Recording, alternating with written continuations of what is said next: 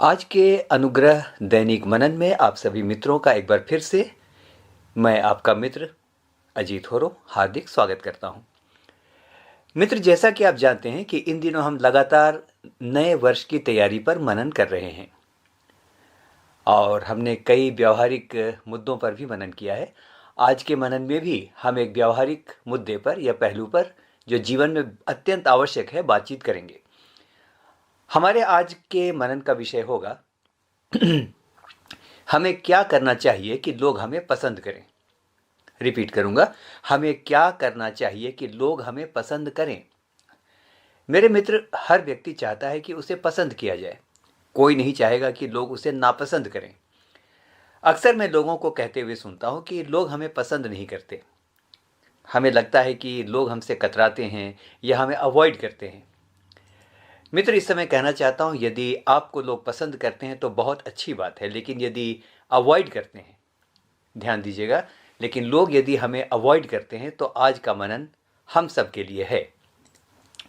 नीति वचन 3 और उसके 4 में वचन कहता है, और तू परमेश्वर और मनुष्य दोनों का अनुग्रह पाएगा। मित्र, यहाँ पर दोनों के अनुग्रह की बात है। ऐसा नहीं कि सिर्फ परमेश्वर का अनुग्रह है और मनुष्यों का नहीं है, ऐसा नहीं है। और ये मैं नहीं कह रहा, ये वचन कहता है, और तू परमेश्वर और मनुष्य दोनों का अनुग्रह पाएगा। मित्र, यह परमेश्वर की प्रतिज्ञा है कि आपको मनुष्यों का भी अनुग्रह मिलेगा, यानी मनुष्य भी आपको पसंद करेंगे। अंग्रेजी में अनुग्रह के बदले फेवर शब्द आया है। इसका अर्थ हुआ कि आपको लोगों का भी सपोर्ट या फेवर मिलेगा, आप पसंद किए जाएंगे। तो इसका अर्थ यह हुआ कि लोग आपको अवॉइड नहीं करेंगे, लेकिन आपको पसंद करेंगे, आपकी प्रशंसा करेंगे। मित्र, अक्सर लोग कहते हैं कि हमें मनुष्यों के फेवर की जरूरत नहीं है। जी, मनुष्यों के फेवर की हमको ज़रूरत नहीं है। हम तो बस खुदा को प्रसन्न करते हैं। सिर्फ खुदा का फेवर मिल जाए बहुत है। मित्र, इस प्रकार की बातों को बहुत ध्यान से हमें विश्लेषण करना चाहिए।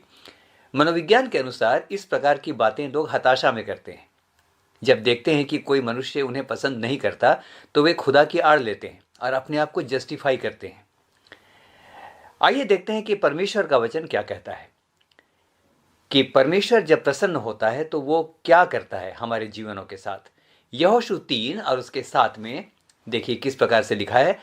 परमेश्वर ने कहा, ध्यान से सुनिएगा, तब यहोवा ने यहोशू से कहा, आज के दिन से मैं सब इस्राएलियों के सन्मुख तेरी प्रशंसा करना आरंभ करूंगा, जिससे वे जान लें कि जैसे मैं मूसा के संग रहता था वैसे ही मैं तेरे संग भी हूं।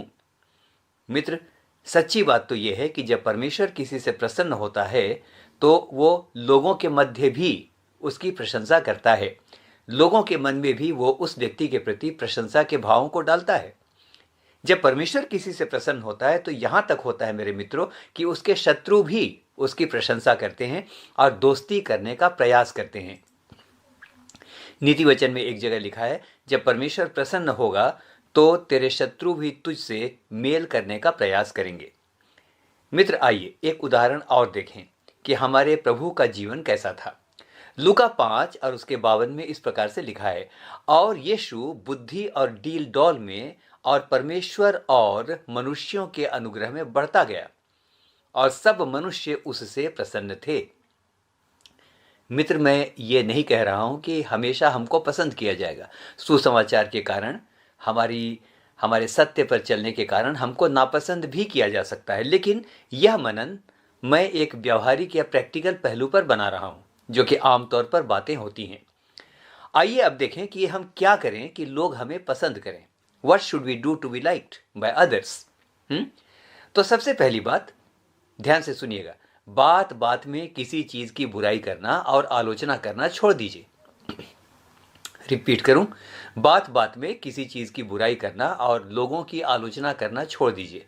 ये ठीक नहीं है। ध्यान के साथ सुनिएगा मेरे मित्रों, अक्सर हम आलोचना करते हैं, ये ठीक नहीं है, वो ठीक नहीं है, वो पास्टर ठीक नहीं है, वो कलीसिया ठीक नहीं है, मेरे रिश्तेदार, अरे सब के सब ऐसे ही हैं। मित्र, ऐसे लोगों को कोई पसंद नहीं करता जो बात बात में आलोचना करते हैं। उनके हिसाब से उनको छोड़कर और कोई ठीक है ही नहीं।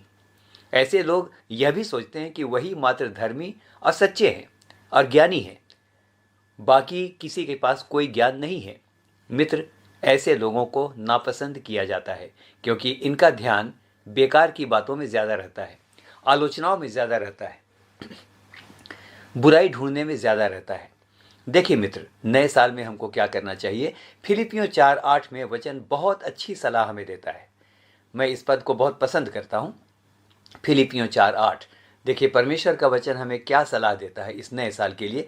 निदान हे भाइयों, जो जो बातें सत्य हैं और जो जो बातें आदरणीय हैं और जो जो बातें उचित हैं और जो जो बातें पवित्र हैं और जो जो बातें सुहावनी हैं और जो बातें मनभावनी हैं, निदान जो जो सद्गुण और प्रशंसा की बातें हैं, उन्हीं पर ध्यान लगाया करो।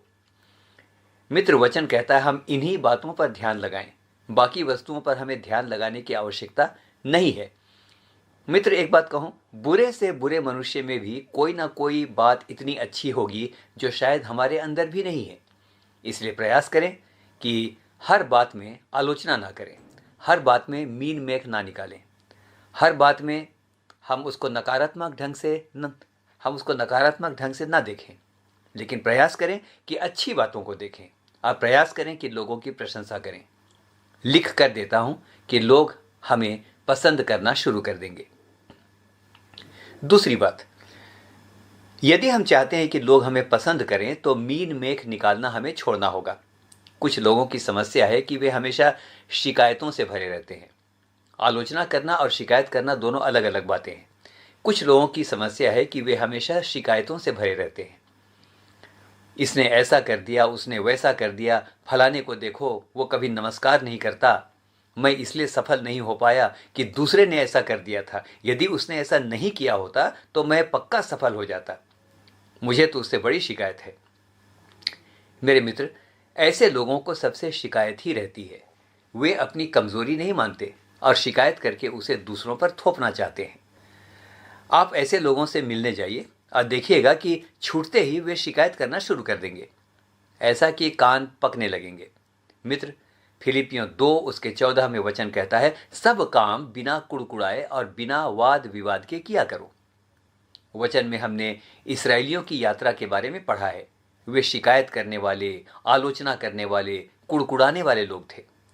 खाना नहीं है, पानी नहीं है, मूसा ठीक नहीं है, अच्छा होता कि हम मिस्र में ही रह जाते, अरे ये कौन सी जगह है, ये तो पूरा रेगिस्तान है, इस जंगल में मूसा तू हमें क्यों ले आया। मित्र, ये जीवन भर शिकायत करते रहे। ध्यान के साथ सुनिएगा, उनकी शिकायत को परमेश्वर ने बुरा माना और यही कारण है कि जितने मिस्र की गुलामी से निकले थे उनमें से मात्र 2 लोग ही कनान की भूमि तक पहुंचने पाए, बाकी लोग मार्ग में ही नाश हो गए। तो निष्कर्ष ये निकला मित्र कि लगातार शिकायत करते रहने वालों को कोई पसंद नहीं करता। ऐसे लोगों को देखकर ही लोग रास्ता बदल लेते हैं, क्योंकि उन्हें मालूम है कि मुलाकात होगी और शिकायतों की बौछार शुरू हो जाएगी। बौछार, जी हाँ, वो फ़ोन नहीं करता, वो फ़ोन नहीं उठाती, मैसेज में ब्लू टिक हो गया है, पढ़ा ज़रूर होगा लेकिन उसका घमंड देखो। मित्र, ध्यान के साथ सुनिएगा, कोई फ़ोन क्यों नहीं उठाता, कोई मैसेज का जवाब क्यों नहीं देता? क्या कभी हमने सोचा? शायद इसलिए अगला फ़ोन नहीं करता कि फ़ोन उठाते ही अगला शिकायत करना शुरू कर देगा। आपने फ़ोन उठाया और उधर से आवाज़ आई तो अब याद आई, अब समय मिला है नवाब जी को, है ना मित्र? हमेशा हरदम शिकायत करना बहुत गंदी बात है। इफिसियों 4:29 में वचन कहता है, कोई गंदी यानी अनुचित बात तुम्हारे मुंह से ना निकले, पर वही कहो जो उन्नति के लिए उत्तम हो, ताकि उससे सुनने वालों पर अनुग्रह हो। मित्र, दिन भर शिकायत करने वालों से मिलने से किसी की उन्नति नहीं होती है, उल्टे हमारा मनोबल गिरता है।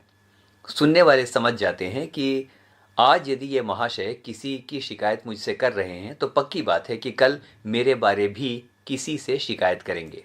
तो मेरे मित्र, शिकायत करने वाले लोग, शिकायती लोग, हर बात में कंप्लेंट करने वाले लोग, सच्ची बात यह है कि पसंद नहीं किए जाते। तो यदि चाहते हैं कि हमें पसंद किया जाए तो शिकायतों की लिस्ट या शिकायतों का जो पुलिंदा है वो कुछ कम करें। हमें परमेश्वर एक आनंदित व्यक्ति बनाना चाहता है और चाहता है कि हमें न सिर्फ परमेश्वर का लेकिन मनुष्यों का भी फेवर मिले। आइए तीसरी और अंतिम बात इस नए साल में जो हमको ध्यान देना चाहिए, जो साल आना चाहता है, अब यदि चाहते हैं कि लोग हमें पसंद करें तो हमें प्रसन्न रहना सीखना चाहिए।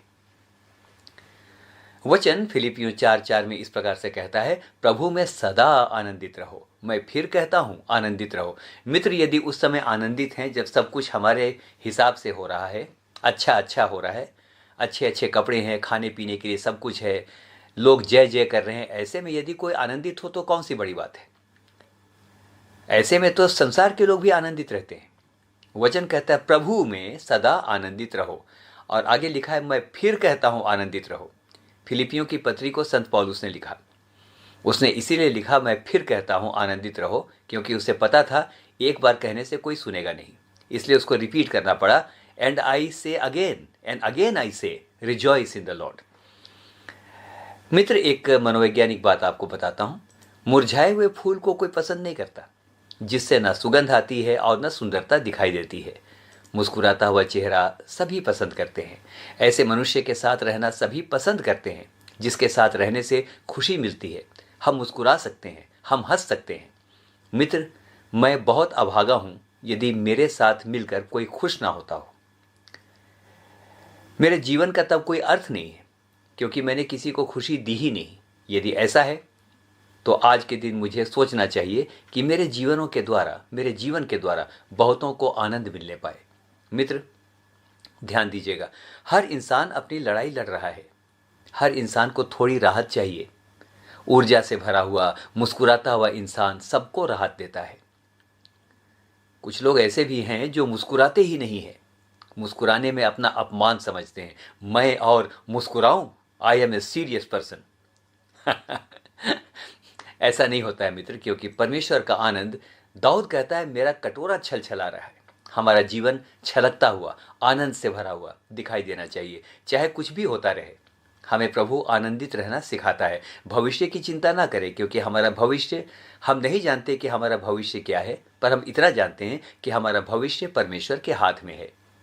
एक काम करते हैं, हमेशा ये मत देखिए कि आपके पास क्या नहीं है, ये भी देखिए कि प्रभु के अनुग्रह से क्या क्या आपके पास है।